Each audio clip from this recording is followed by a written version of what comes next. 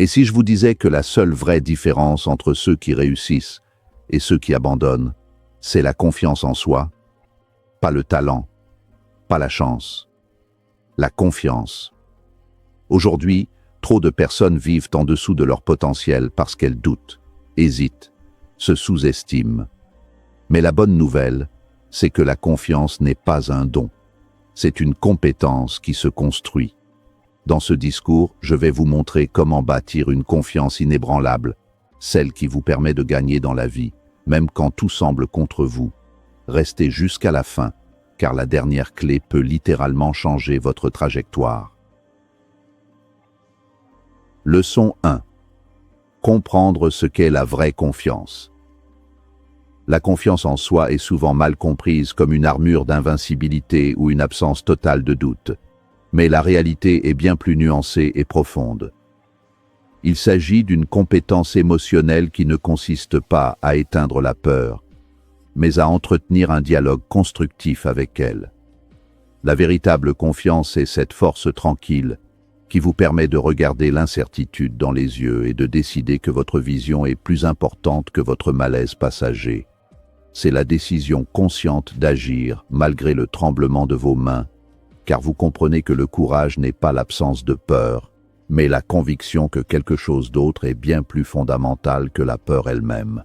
Beaucoup de gens attendent un signe du destin ou un sentiment de certitude absolue avant de se lancer dans un projet, mais cette attente est un piège psychologique.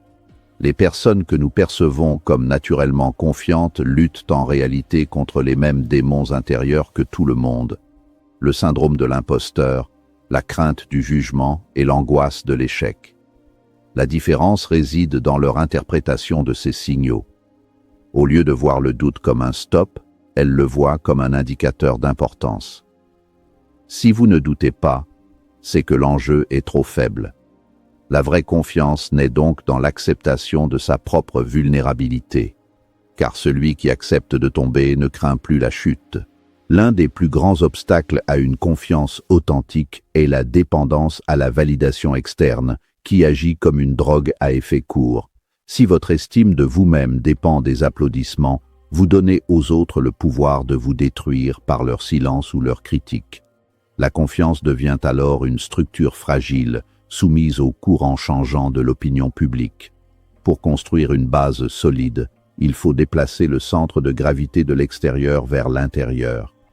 Cela signifie apprendre à s'auto-valider, à reconnaître ses propres progrès sans attendre qu'un tiers vienne tamponner notre mérite. C'est ce qu'on appelle l'autonomie émotionnelle. Enfin, la vraie confiance est indissociable d'une forme de résilience fondamentale, la certitude que vous avez les ressources nécessaires pour vous relever, quel que soit le résultat. Ce n'est pas la garantie du succès qui donne de l'assurance, c'est la connaissance intime de sa propre capacité de rebond. Lorsque vous cessez de lier votre valeur personnelle au résultat de vos actions, vous devenez inarrêtable. Le succès devient un bonus et l'échec une simple donnée informative. En comprenant que votre essence reste intacte malgré les tempêtes extérieures, vous accédez à une forme de sérénité qui est le stade ultime de la confiance en soi. Leçon 2. Brisez les croyances qui vous limitent. Nos vies sont souvent dirigées par des scripts invisibles que nous avons écrits dans l'enfance ou hérités de notre entourage. Ces croyances limitantes, telles que « je ne suis pas assez doué » ou « le succès est réservé aux autres », ne sont pas des vérités universelles, mais des mécanismes de défense créés pour nous protéger de l'inconfort. Le cerveau humain préfère une misère familière à une incertitude effrayante. Par conséquent, il crée des barrières mentales pour nous maintenir dans notre zone de confort, même si cette zone est devenue une prison. Briser ces chaînes demande d'abord une prise de conscience radicale de notre discours intérieur.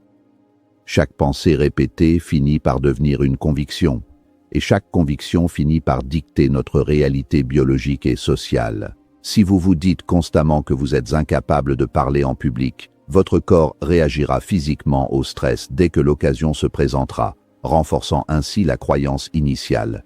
C'est un cercle vicieux de prophéties auto-réalisatrices. Pour briser ce cycle, il faut passer par une phase de déconstruction active. Il faut apprendre à interroger chaque pensée négative avec la rigueur d'un avocat. Quelle preuve concrète ai-je que je vais échouer? Est-ce un fait biologique ou une interprétation émotionnelle?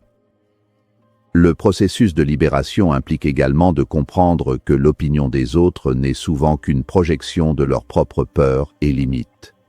Quand quelqu'un vous dit que votre projet est impossible, il parle généralement de ses propres frontières, pas des vôtres. En acceptant de porter le poids des attentes sociales, vous sacrifiez votre potentiel sur l'autel de la conformité. Se construire une confiance solide exige donc une forme de désobéissance mentale.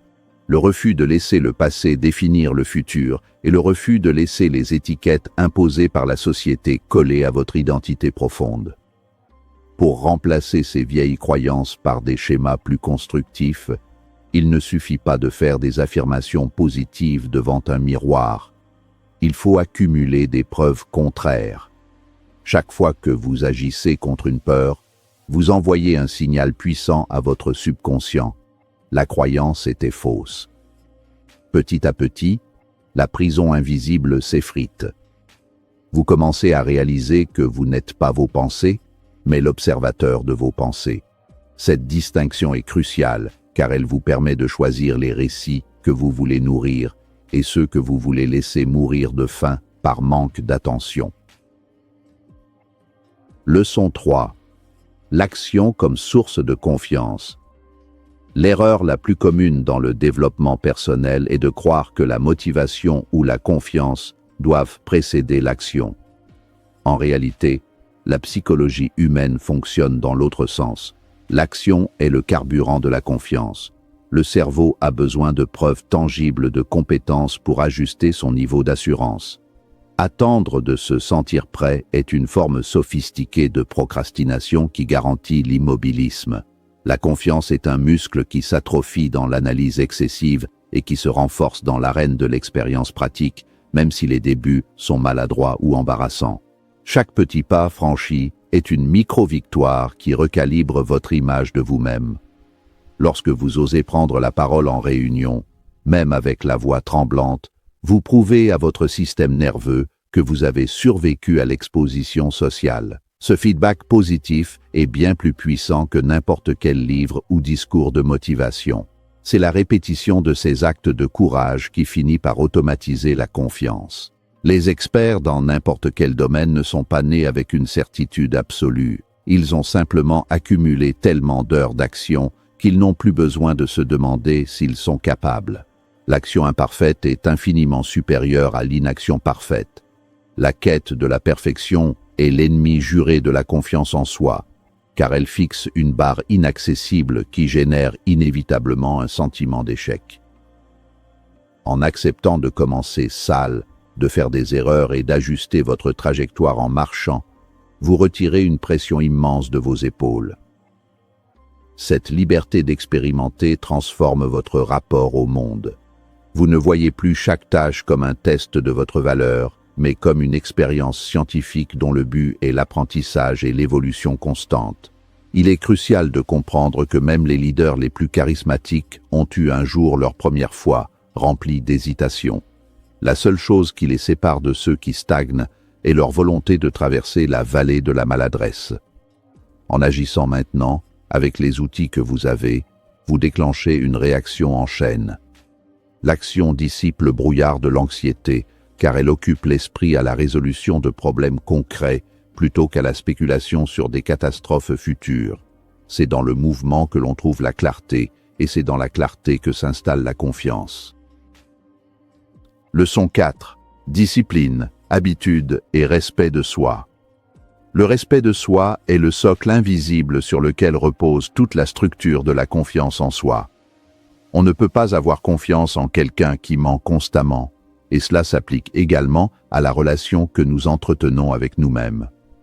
Chaque fois que vous vous fixez un objectif, qu'il s'agisse de faire du sport, de lire un livre ou de terminer un dossier, et que vous ne le tenez pas, vous envoyez un message à votre subconscient « Je ne suis pas fiable ».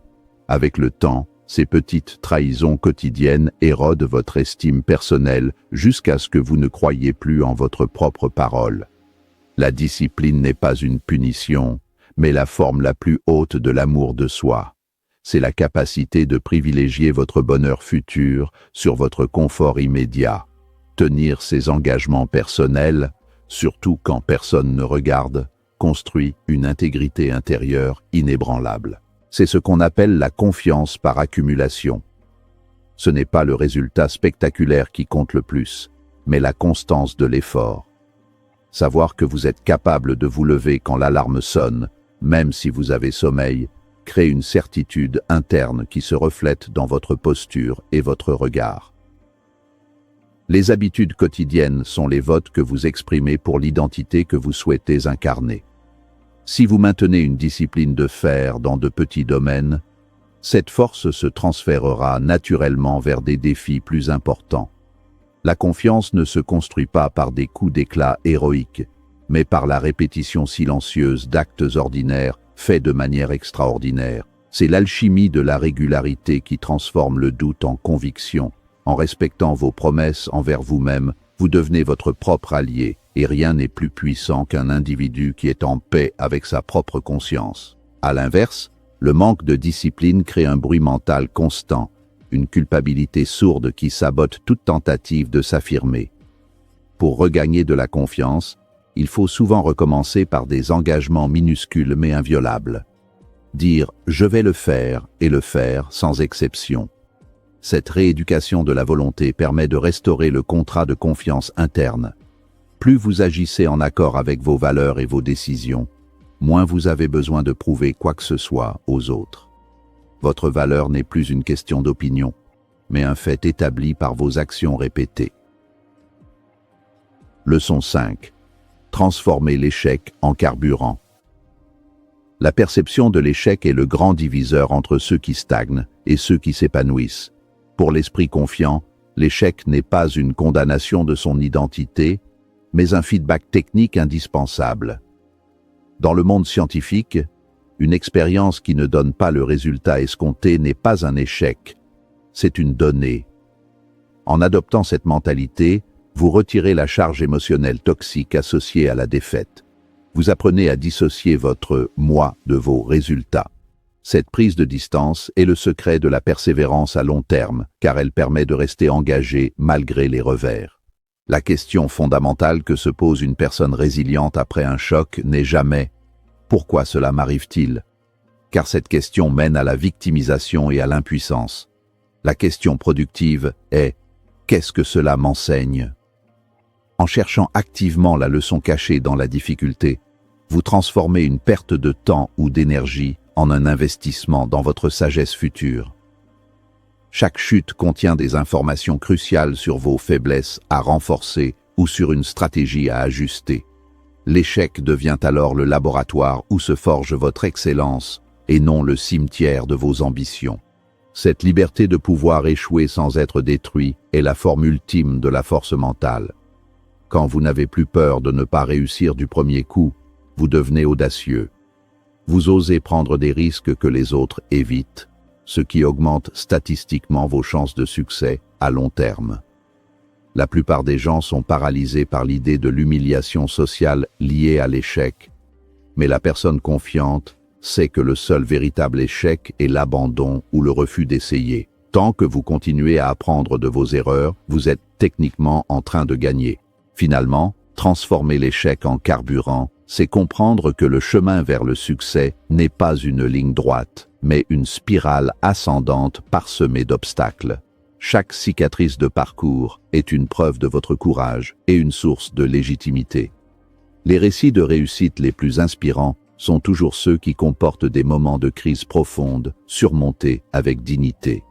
En embrassant l'échec comme un compagnon de route inévitable et utile, vous accédez à une puissance intérieure que rien ne peut ébranler, car votre confiance ne dépend plus des circonstances favorables, mais de votre capacité à transformer le plomb en or.